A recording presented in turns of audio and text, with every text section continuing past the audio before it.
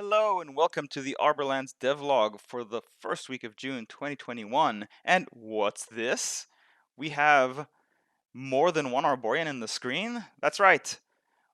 I worked this week to create multi-circuit routes, and as a bonus, because I had refactored everything, I was able to add more troops to the game. So let me run you through how it works. So right now I have an ability to select through any Arborians that you can see on the map, and whichever Arborian you're selected on, you can decide to control. And it acts exactly like you've seen in the other videos, and you can move them around and give them orders and everything. Now, what I've added this week was an additional functionality of having more than one circuit route. So if you want to use circuit routes, there's as many as you want to create. Before, we had circuit routes, the moment you walked away from it, they would delete themselves. But now, you can click here, and the Arborian will automatically go to the circuit route that already exists, and will start running there. You can also see that we have a highlight function, so you can see the route that the Arborian is currently traveling on is highlighted, and the other ones are kind of dimmed out.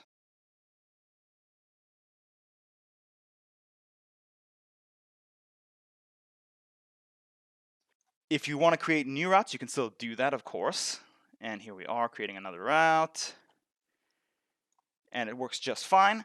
You can also continue to work with the one-way routes. Those also work just great.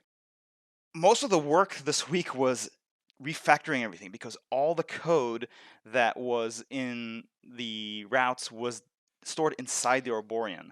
And I had to remove that and create a new object called the route manager. And this controls all the routes no matter what you're on. You can see I can move this around. All the Arborians are fully aware of what route they're on. They're not confusing it with each other. And that meant I needed to have a central place to store all those routes. And that's what the route manager is for. So that's really exciting because now this opens up being able to manage a whole bunch of different troops, and they'll be doing different things. And they're going to be doing more than just moving around. Of course, this is just the beginning. And in other times, in future iterations, a stop on each node could include doing something in a forest, let's say like growing a tree or grabbing some food. So that's what these routes are for, and it's going to be a really central element of the game. Thanks for watching. This was the first week of June 2021, and I'll see you next week.